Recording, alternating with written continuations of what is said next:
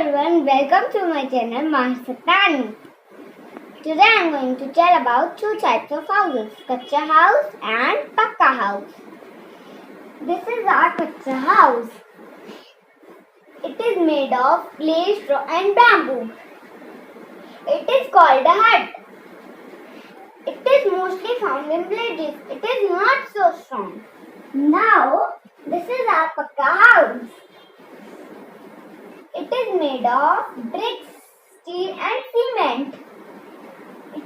It is mostly found in cities. It is very strong. If you like this video, please like, share and comment.